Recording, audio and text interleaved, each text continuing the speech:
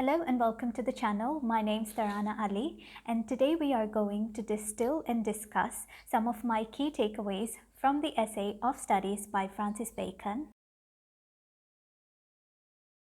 So before we dive right in, just to give you some context, Francis Bacon was a British philosopher and he had written a number of influential works, and one of them being Of Studies, where he basically emphasizes on the value of reading, writing, and learning, and the kind of impact reading has on an individual. And through this particular piece of writing, he tries to establish that the very simple act of mindful reading has transformative powers, as it can completely change the landscape of an individual's life. He makes mention of three fundamental benefits of reading, which are reading for delight, reading for ornament, and reading for ability. Okay, so first up we have reading for delight. Well, in the truest sense, reading should actually feel like fun and not feel like a chore that you need to reluctantly perform, because that will lead you to give up on it sooner or later and you won't be able to sustain the practice of reading in the long run.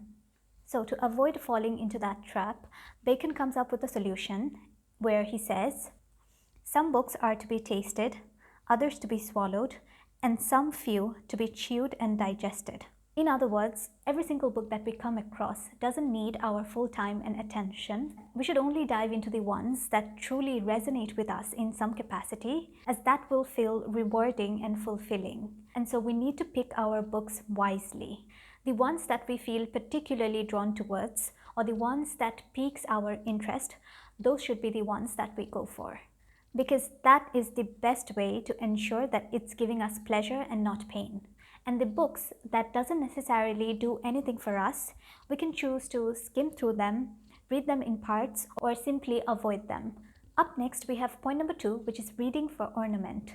Have you ever wondered, what is it that sets a charismatic person apart?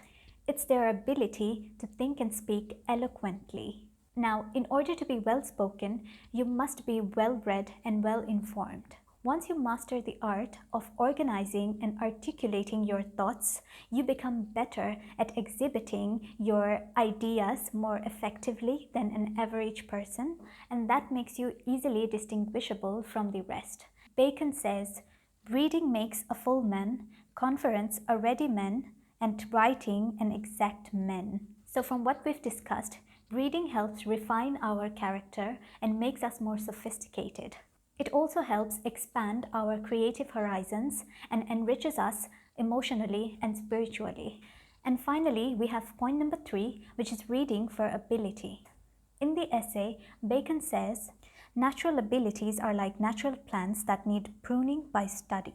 So what he basically says here is that just the way a plant growing wildly in different directions needs pruning time to time, similarly, our natural abilities should be guided, properly directed, and shaped by studies so that it may be truly effective. Now, an additional point I'd like to make is the emphasis Bacon puts on studying various different subject matters.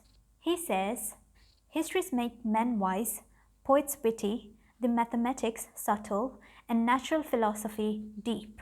Now, we've already discussed this earlier, that a charismatic person holds the ability to have conversations about anything you throw at them because they tend to read a lot. Similarly, if you were to dabble with different subjects, you open yourself up to different possibilities and opportunities that you'd otherwise never see coming. And that makes you a more well-rounded person and instills confidence in you, which leverages your overall quality of life. So these were some of my key takeaways from the essay, some insights I thought was worth sharing. Hopefully you can take a thing or two from here and they benefit you. And finally, thank you for listening. Goodbye.